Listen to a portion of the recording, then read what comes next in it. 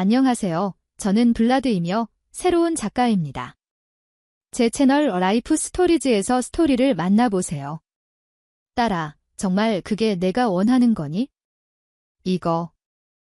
혹시 미용실이나 커피숍 같은 거 말고 발렌틴 페트로비치는 자신에게 다가온 타냐를 응시하며 물었다. 그녀는 도움을 요청하는 눈빛이었다. 아빠, 주위를 둘러보세요. 모든 창문에 자름다움이라는 집이 깔려 있어요. 모든 문마다 커피숍이 있고 어린이를 위한 레저센터도 2개 이상 있어요. 아이들이 즐겁게 놀 수 있는 곳, 그리고 엄마들이 잠시 쉴 수 있는 곳, 적어도 1시간 정도라도요. 저는 이미 모든 것을 생각해 봤어요. 여기 보세요. 사업 계획서예요. 딸은 서류 폴더를 건네주었다. 그는 신문을 훑어보더니 미소를 지으며 그녀의 머리를 쓰다듬었다. 내가 이렇게나 성장했는지 전혀 몰랐구나. 내가 전부 살펴보고 내 의견을 말해주마. 다음 날 아버지는 승인을 내리고 초기 도움을 약속했습니다. 이 아이디어는 타티아나가 대학 때부터 품어왔던 것이었습니다. 헛되지 않게 그녀는 재정적인 어려움 속에서도 아이들의 필요를 확실히 이해하고 교육학 과정을 졸업했습니다. 그녀는 편리하고 안전하며 동시에 저렴한 적절한 장소를 찾는 데 오랜 시간을 보냈습니다. 그 후 그녀는 장비를 구입하고 게임 모듈을 설치하고 직원을 채용했습니다. 발레리 페트로비치는 돈뿐만 아니라 조언과 인맥으로도 도왔습니다. 성공한 사업가인 그는 딸이 자신의 회사가 아닌 다른 곳에서라도 사업가의 길을 걷는 것을 기뻐했습니다. 딸의 열정과 사업적 통찰력을 보며 아버지는 아내를 매우 자랑스러워했지만 아내가 이날들을 보지 못하고 세상을 떠났다는 사실에 아쉬워했습니다. 레저센터의 그랜드 오픈과 운영 첫 해는 타냐에게 지칠 정도로 힘든 시간이었습니다. 그녀는 사실상 직장에서 살았습니다. 직원들이 잘 훈련되어 있고 통제 없이도 훌륭하게 일한다는 사실을 몰랐기 때문에 모든 것을 통제할 필요가 있었습니다. 그녀는 살이 빠지고 수척해졌으며 이 상태가 결국 어떻게 끝날지 알 수 없었습니다. 아마도 번아웃이거나 심각한 질병이 될 수도 있었습니다. 그때 아버지가 개입했습니다. 알겠다, 딸아. 이건 옳지 않아. 그녀를 바라보며 발레리 페트로비치는 결론지었습니다. 당장 가서 긴장을 풀고 휴식을 취해. 일을 쉬어. 그렇지 않으면 감옥에 가게 될 거야. 누가 내 센터를 돌보겠니? 특히 지금 센터가 인기가 많지만 내가 할 일이 있으니 논쟁하지 말고 그냥 가거라. 타냐는 순종했습니다.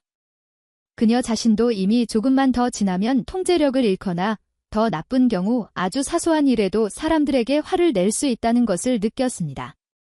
그녀는 리조트행 티켓을 가지고 곧 뜨거운 남쪽의 태양을 쬐며 바닷가에 있었습니다.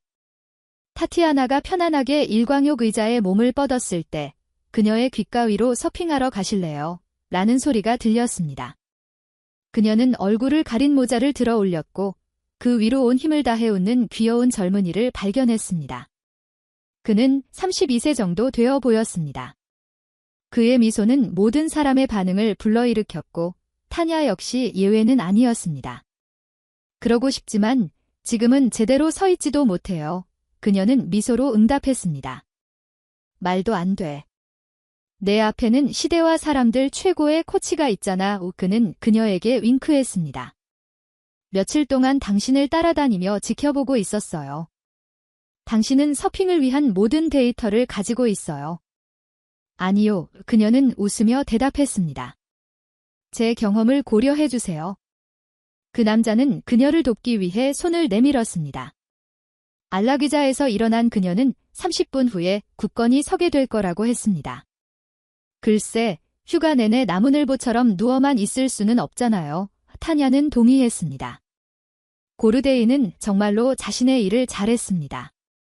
30분 후, 그녀는 이미 그의 도움이 없이도 보드 위에 서서 몇 미터를 수영할 수 있었습니다. 물론 웃음과 함께 물에 빠졌다가 다시 시작했습니다. 그들은 이런 식으로 며칠 동안 연습했습니다. 휴가가 끝날 무렵 타냐는 이미 파도 위에서 잘 버티고 있었습니다. 와, 내가 이런 걸 할 수 있을 거라고는 생각도 못했어요. 소녀는 감탄하며 자신의 감정을 표현했습니다. 글쎄, 내가 스포츠를 마스터하는 건 괜한 일이 아니지. 그는 자랑스럽게 미소 지었습니다. 나는 마치 전차, 탱크를 타는 여자처럼 파도를 느껴요. 고르데이는 자신의 낙관주의를 타냐에게 전파했고 그녀의 엄격하고 측정된 삶에 자발성을 불어넣었습니다. 그는 상쾌한 공기를 마시는 것 같은 기분이었습니다. 그의 카리스마는 그녀의 마음을 감동시켰고 타냐는 자신이 사랑에 빠졌다는 것을 깨달았습니다. 청년 역시 이 밝고 진지한 소녀에게 매력을 느꼈습니다. 하지만 문제는 그녀가 곧 떠나야 한다는 것이었습니다.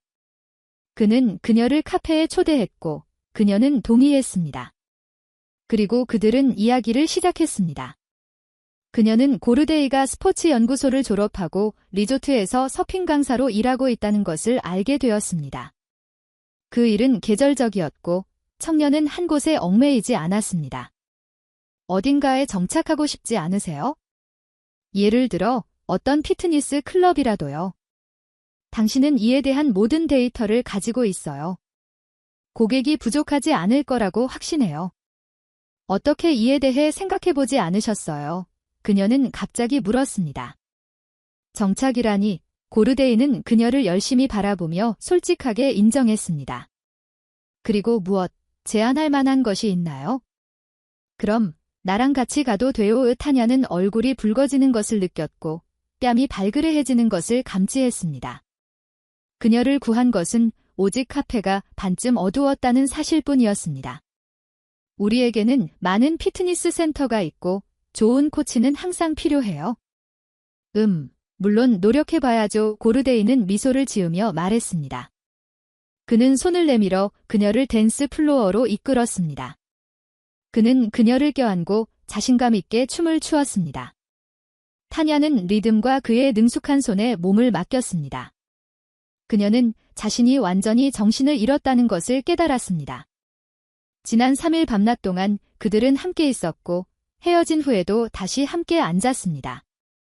비행기를 타고 고향으로 돌아왔습니다. 타냐가 정신을 차리기도 전에 그녀는 이미 고르데이의 아내가 되었습니다. 그는 쉽게 피트니스 센터에서 코치 일자리를 구했습니다. 그리고 가족 생활은 순조롭게 흘러갔습니다. 열정, 휴일 로맨스의 열기는 진정되었고 타냐와 자랑스러운 남편에게는 평화와 약간의 지루함이 찾아왔습니다. 타냐, 왜 당신은 남편을 그런 초라한 곳에 가게 하는 것을 두려워하지 않나요? 친구가 놀라서 물었습니다. 그런 남자는 항상 주목을 받을 거예요. 누군가가 한 시간을 빼앗아갈지도 몰라요.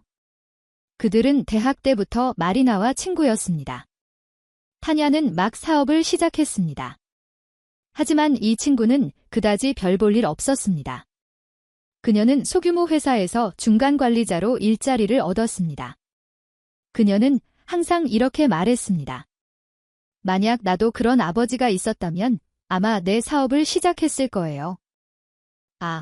내가 그런 사업을 한다면 자신에게 맞지 않는 남자를 만나지는 않았을 텐데. 그리고 타냐는 그저 그녀를 좋게 비웃었을 뿐입니다. 네, 아빠는 사업 계획서를 보시고 도와주셨을 뿐이에요. 심지어 실수가 있다고도 하셨지만 스스로 찾아보라고 하셨어요. 그리고 돈은 사실 이미 다 갚았어요. 고르데이가 돈 때문에 나를 만난다고 생각하세요? 그녀는 마리나에게 물었습니다. 네, 물론이죠.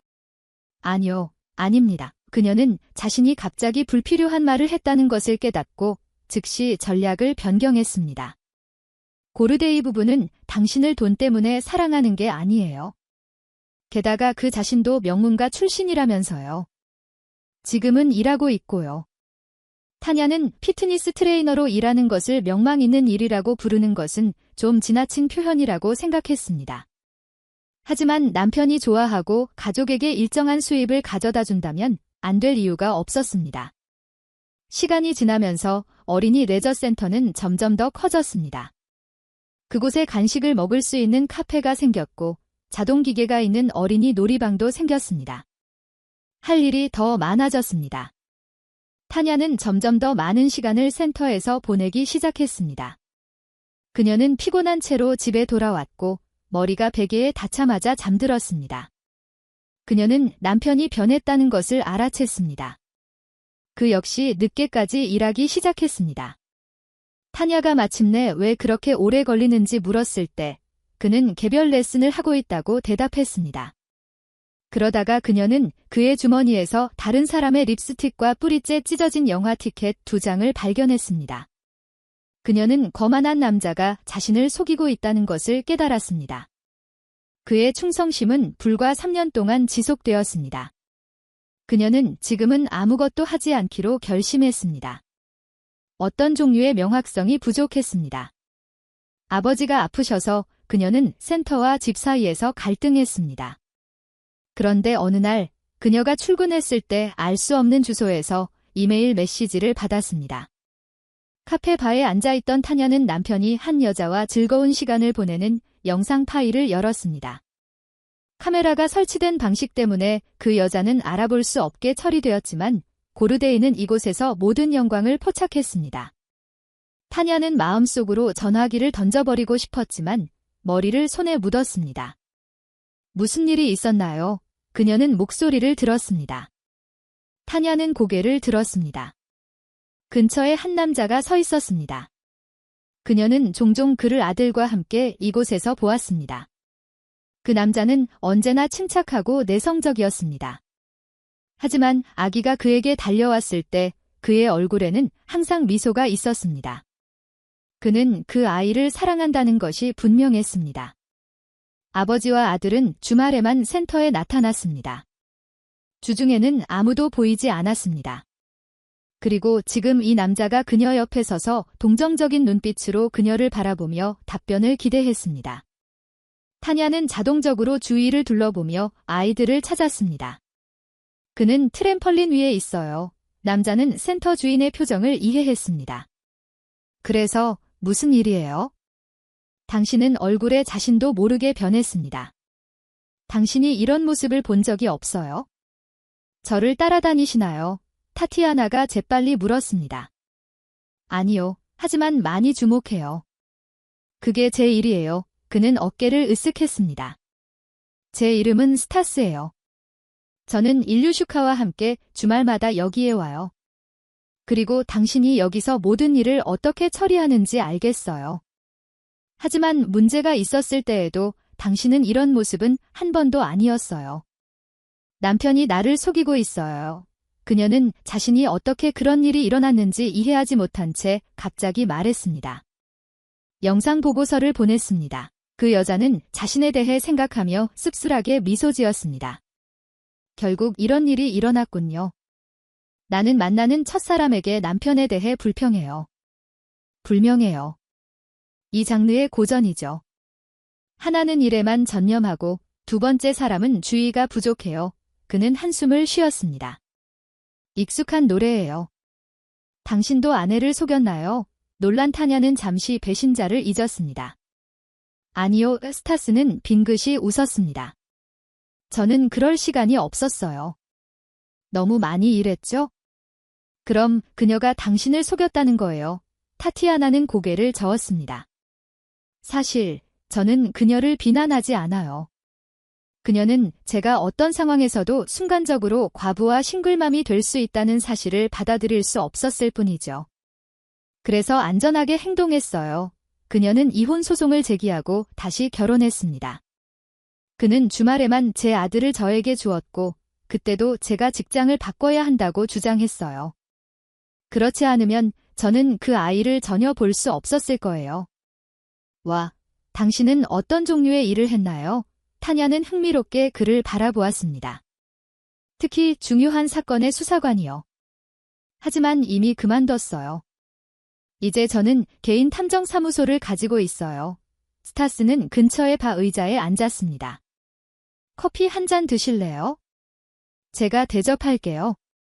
그럴게요. 타냐가 웃으며 말했습니다. 이 평온하고 합리적인 사람 옆에서는 배신이 더 이상 그렇게 아프지 않다는 것을 스스로 깨달았습니다. 그럼 당신은 무엇을 할 건가요? 스타스는 뜨겁고 강한 음료가 그들 앞에 놓였을 때 물었습니다. 모르겠어요. 타티아나가 인정했습니다. 내 머릿속의 생각은 쭉 같아요. 하지만 일반적으로는 물론 그 여자가 누구인지 궁금해요. 이건 일종의 호텔 객실이에요. 그리고 그녀가 카메라 렌즈에 포착되기를 원하지 않았다는 것이 이상해요. 원하신다면 제가 알아볼 수 있어요. 스타스가 제안했습니다. 그리고 남편분이 얼마나 멀리까지 갔는지도 알아낼 수 있어요. 어쩌면 그는 뭔가 나쁜 일을 생각하고 있을지도 모르죠. 저는 이런 일을 많이 봤어요. 저는 항상 안전하게 행동하려고 노력합니다. 그러면 이를 위해 무엇이 필요한가요? 어떻게 알 수 있어요? 타냐는 두 손을 들었습니다. 그를 90년대처럼 납땜인두로 고문해야 할까요? 아, 당신은 정말 피에 굶주린 사람이군요. 스타스가 웃으며 말했습니다. 왜 그런 극단적인 결과가 나왔을까요? 그냥 당신이 파산했고 어떤 악당 삼촌이 당신에게 빚을 져서 결코 보상할 수 없는 상속재산을 남겼다고 말해요. 타냐는 말을 가로채지 않고 들었습니다. 그 아이디어는 좋은 것 같았습니다. 그녀는 재정 및 법률 분야에 박지 않았기 때문에 그는 아주 잘 속아 넘어갈 수 있었습니다. 그는 도망갈 것 같아 그녀는 주먹으로 뺨을 괴고 생각했습니다.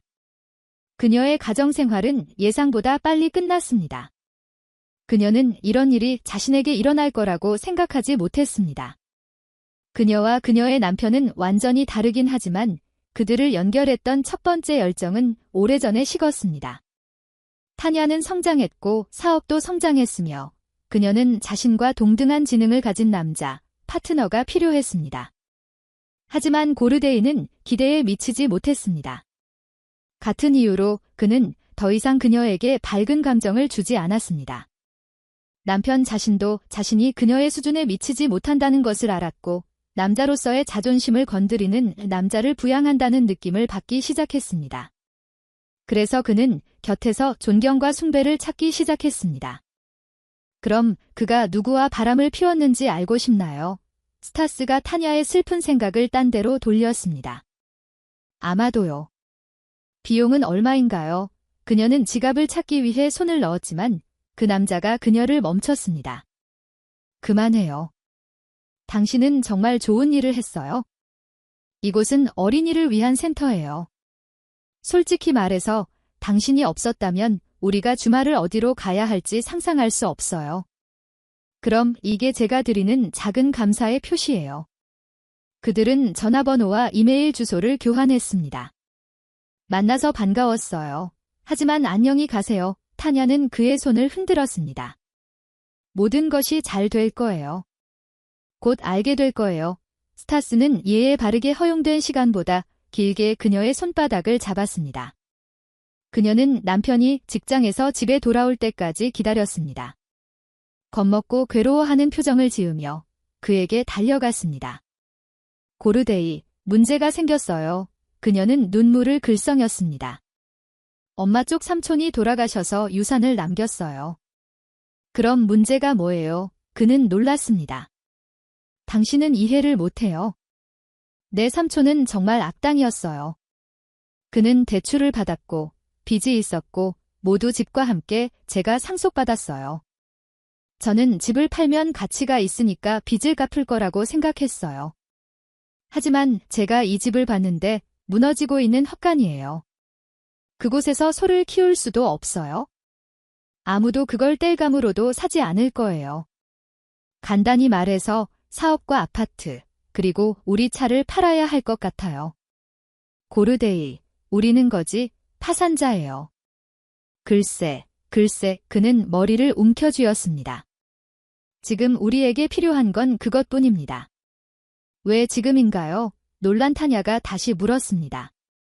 아, 바로 그거군요. 그는 갑자기 깨닫고 말했습니다. 그리고 다른 상속인은 없나요? 아무도 없어요. 타냐는 가능한 한 슬픈 표정을 지으려고 노력했습니다. 채권자와 은행에서 이미 전화가 오고 있어요. 저는 끝까지 뭔가 할 수 있을 거라고 생각해서 말하지 않았어요. 하지만 이제 끝이에요. 당신이 지불해야 해요. 그러니까 당신은 자요. 고르데이는 멍하니 말했습니다. 그리고 생각해야 해요. 타냐는 침실로 갔습니다. 남편은 거실에 남았고 오랫동안 이리저리 걷는 발소리가 들렸습니다. 그 다음에는 전화 통화가 있었고 누군가가 속삭였는데 타티아나가 마침내 평화로운 잠에 빠질 때까지 계속되었습니다. 그녀는 아침에 일어났고 남편이 짐을 싸서 떠났을 거라고 생각했습니다. 집은 너무 조용했습니다. 하지만 누가 파산한 아내와 함께 있고 싶겠어요? 하지만 침실에서 나와 주방을 본 타냐는 서둘렀습니다. 고르데이는 집에 있었고 게다가 커피를 만들고 있었습니다. 드실래요? 그는 그녀의 당황한 시선에 주의를 기울이지 않고 타티아나에게 물었습니다. 거절하지 않겠어요. 그녀는 테이블에 앉아 그의 여유로운 움직임을 지켜보기 시작했습니다. 있잖아, 방금 뭔가 좋은 생각이 났어요. 고르데이는 커피를 컵에 따르며 말했습니다. 어서 당신의 모든 사업과 모든 재산을 나에게 넘겨요. 그리고 채권자가 오면 매끄럽게 뇌물을 줘야 할 거예요. 가져갈 게 아무것도 없으니까요.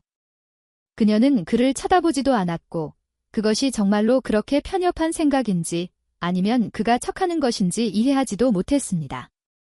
그녀는 이제 만약 자신이 갑자기 그것을 받는다면 그가 자신의 사업을 위해 어떤 조치를 취할지 알고 싶었습니다.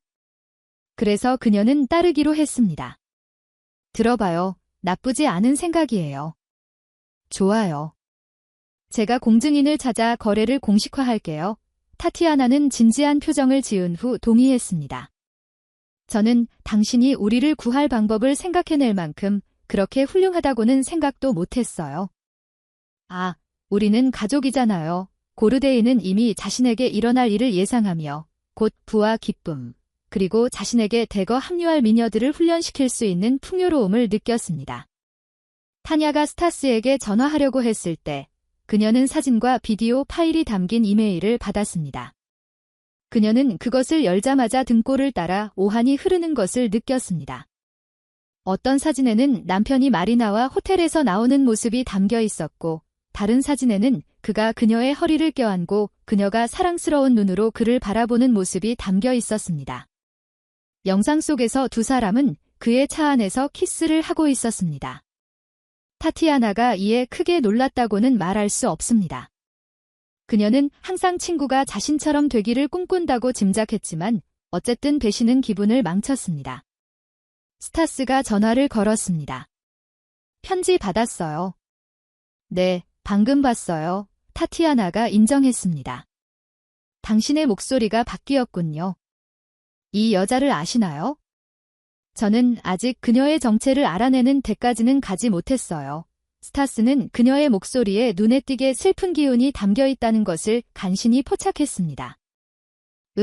저는 당신이 세부사항에 너무 세심하다는 사실에 익숙해질 수 없을 뿐이에요. 그녀는 빙긋이 웃었습니다. 네, 제 대학 친구예요. 이건 반전이에요. 탐정은 조용히 말했습니다. 당신이 느낀 것을 상상해 보세요. 결국 제 아내도 그녀의 가장 친한 친구를 위해 떠났어요. 결국 우리는 불행한 형제가 되었네요. 그런데 어제 남편에게 파산했다고 말했어요. 타티아나는 그 주제에 웃으며 스타스가 그녀를 위로하거나 더 나쁜 일로 그녀를 불쌍히 여길까 봐 두려웠습니다. 그래서 그는 도망갔어요. 아니. 그는 모든 재산과 사업을 자신에게 다시 쓰라고 제안했어요. 가져갈 것이 아무것도 없을 거라고 말하면서요. 그녀는 씁쓸한 미소를 지었습니다. 그는 완전히 문맹인가요? 스타스는 놀랐습니다. 글쎄, 이 모든 복잡한 법적, 재정적 문제를 연구할 필요는 없었죠. 제가 처리하겠습니다. 그래서 그는 이제 저를 켤 때라고 결정한 것 같아요. 어쩌면 그의 여자친구가 그에게 그렇게 조언했을 수도 있죠. 그녀는 연구소에서 저와 함께 공부했지만 그저 그런 학생이었어요. 그냥 운이 좋아서 졸업하려고 했어요. 타냐가 한숨을 쉬었습니다. 그리고 그는 당신의 모든 선함을 가지고 다음에 무엇을 할 것인가요? 스타스는 놀랐습니다. 저도 이걸 알고 싶어요. 그래서 제가 당신에게 전화하려고 했는데 당신이 먼저 했네요. 타티아나는 남편에게 전화를 걸었습니다. 여보세요. 제가 공증인을 우리 집에 초대했어요. 오후 5시까지 집에 도착하세요.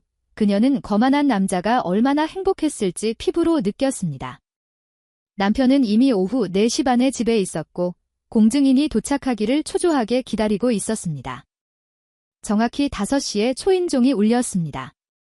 서류로 가득 찬 가죽 서류 가방을 든 진지한 청년이 집에 들어왔습니다. 그래서 그는 말을 길게 늘어놓고 테이블에 앉아 몇 가지 양식을 꺼냈습니다. 타티아나 발레리예브나, 당신의 모든 재산을 남편에게 이전하는 것이 확실합니까? 이 슬픈 표정의 타냐는 어깨를 축 늘어뜨린 채 남편 맞은편에 앉았습니다. 괜찮습니다. 당신의 말에서 인벤토리는 이미 편집되었습니다. 이제 서명만 하면 됩니다. 그 남자는 그녀를 위해 종이 5장을 밀어냈고 타냐는 각각에 서명했습니다. 이제 당신은 더욱 자랑스러워졌군요. 공증인은 참을성 없이 테이블에 펜을 두드리며 남편의 부계성인 에두아르도비치를 찾았습니다. 예, 서명하세요. 에두아르도비치가 자랑스럽게 공증인에게 고개를 끄덕였습니다. 남편은 읽지도 않고 자신에게 주어진 모든 것에 서명했습니다. 글쎄요, 형식적인 절차가 끝났으니 고르데이는 타냐에게 종이 1장을 건넸습니다. 이게 뭐죠? 그녀는 놀랐습니다. 이건 이혼 진술서예요. 저는 당신과 이혼하고 싶어요. 타티아나와 공증인은 서로 눈빛을 교환했습니다. 그 남자는 눈에 띄지 않게 고개를 끄덕였고 타냐는 불필요한 질문 없이 서명했습니다. 이렇게 하면 빚을 갚지 않아서 더 안정적일 것 같아요. 그녀가 남편에게 물었습니다. 저는 그것에 대해 전혀 신경 쓰지 않아요. 그는 웃으며 서류를 흔들었습니다. 당신이 삼촌의 빚에 굴러떨어지지 않기를 바랍니다. 당신은 나갈 곳을 찾을 때까지 이 아파트에서 살 수 있어요. 글쎄요, 당신은 당신 아버지에게 가서 그의 뒤를 따라 모래를 쓸어낼 수 있을 거예요. 괜찮습니다. 타냐는 마침내 결혼한 지 3년 동안은 볼 수 없었던, 그리고 볼 시간이 되었을 때는 항상 일이 있었던 남편의 본질을 전부 보았습니다. 당신이 여기 있는 동안 저는 호텔에 머물겠어요. 그녀가 말을 마치고 처음으로 필수품을 모아 공증인의 지원을 받아 집을 나섰습니다. 타냐, 정말 호텔에 갈 거예요?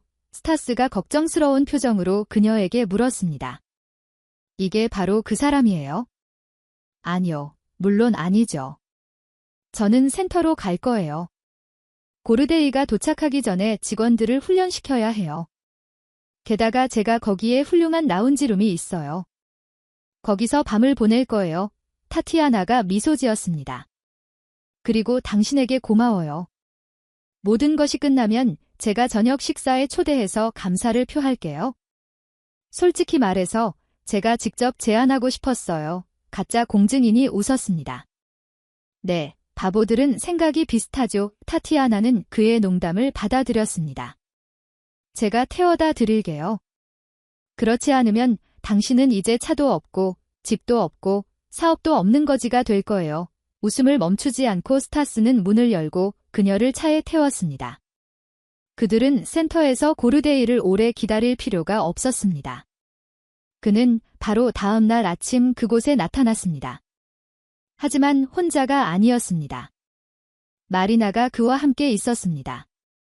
여자는 마치 그곳이 자기 소유인 것처럼 방에 들어와서 주변을 둘러보기 시작했습니다. 죄송합니다. 오늘은 센터가 문을 닫았습니다. 경비원이 막으려 했습니다. 하지만 고르데이가 그를 옆으로 밀쳐내고 모든 직원을 소집하라고 명령하는 어조로 말했습니다. 경비원은 논쟁하지 않고 지시받은 대로 행동했습니다. 고르데이와 마리나 주변에 직원들이 모였습니다. 그들은 조용히 서로 이야기를 나누고 있었습니다. 주목, 중요한 공지사항입니다. 오늘부터 제가 센터의 주인입니다. 저는 그것을 닫고 팔려고 합니다. 그러니 모두 자유입니다. 그는 중요한 문서가 담긴 폴더를 가짜 서류로 흔들었습니다. 무슨 일이 일어나고 있나요? 커피 한 잔을 손에 든 타티아나가 사무실에서 나왔습니다. 고르데이, 여기서 여자친구로 일하고 있나요? 여기서 무엇이 필요합니까? 그리고 그런데 이건 새로운 현실이에요. 개인 소지품을 수거하고 건물을 떠나는 것이 좋을 거예요. 그는 놀랐습니다. 타티아나는 배신적인 친구와 남편을 보지도 않고 침착하게 그에게 다가갔고 그의 손에서 문서가 담긴 폴더를 받았습니다. 더욱 자랑스러워, 더욱 자랑스러워. 물론 당신이 그다지 똑똑하지 않다는 것은 짐작했지만 이 정도일 줄은 몰랐어요. 당신이 서명한 내용을 살펴보았나요? 그녀는 폴더에서 서류를 꺼내 그의 코앞에 훑어보았습니다. 무슨 말을 하는 거예요? 이건 그 증여 동의서잖아요. 고르데이는 의심스러운 눈빛으로 그녀를 바라보았습니다. 당신은 이혼과 관련하여 공동 취득 재산의 자발적인 포기서에 서명했어요. 타냐가 웃었습니다. 뭐라고요? 마리나는 목소리를 높여 공격했습니다. 우리가 부자가 될 거라고 했잖아요. 그런데 이제 뭐예요? 우리 아이는 어떻게 키울 거예요? 당신은 아무것도 아니잖아요. 마리나, 왜 아무도 더 나은 사람을 찾지 못했을까요? 타냐는 마치 그녀를 불쾌한 곤충처럼 바라보았습니다. 당신들이 서로 서 있지만요. 좋아요. 당신은 이빨 검사를 더 자랑스러워하지 않아요. 이혼 소송은 아직 유효하므로 우리가 곧 이혼하게 될 거예요. 행복하세요? 그렇죠. 아이가 그런 부모를 둔 것이 유감입니다. 센터 직원들의 웃음소리는 오랫동안 벽 안에서 사라지지 않았습니다. 고르데이와 마리나는 마치 화상을 입은 듯이 뛰쳐나갔고 동시에 임신한 여자친구는 연인을 주먹으로 때렸습니다. 타티아나의 아버지는 전 사위의 장난을 알게 된 후 그가 엄청난 비난을 받고 직장에서 해고되도록 모든 것을 다했습니다. 아빠, 제발 이러지 마세요. 너무 심해요. 타냐는 아버지와 이성적으로 대화하려고 노력했지만 그는 더욱 화가 났습니다. 아무도 감히 내 딸을 화나게 할 수 없어. 나는 내가 스스로 불을 벌기를 원했고 처음부터 이 점에 내 길을 걸었단다. 그는 손바닥으로 공기를 가르며 말했습니다. 타냐와 스타스는 마침내 식당에서 만났습니다. 그들은 저녁 식사 동안 많은 이야기를 나누었고 공증인과 함께했던 연출을 회상하며 웃었습니다. 그 옆에서 타티아나는 자신이 보호받는 어린 소녀처럼 느껴졌고 두려워할 것이 전혀 없었습니다. 스타스는 평일에도 그녀를 센터로 방문하기 시작했습니다. 평소처럼 주말에는 아들과 함께 왔고 일류샤는 곧 익숙해져서 센터에 오면 멀리서 팔을 흔들며 타냐 이모에게 달려왔습니다. 저는 트램펄린에 갈 거예요. 슬라이드, 그리고 오토바이를 타고요. 2년이 지났습니다. 한 커플이 슈퍼마켓에 들어섰습니다. 그녀는 키 큰 젊은 남자의 팔짱을 끼고 있었고 젊은 여성의 배는 이미 눈에 띄게 불러 있었습니다.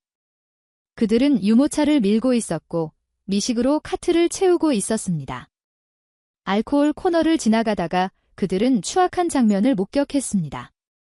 술병을 고르려던 남편을 여자가 격렬하게 꾸짖고 있었습니다. 이 자식아, 또 취할 거지.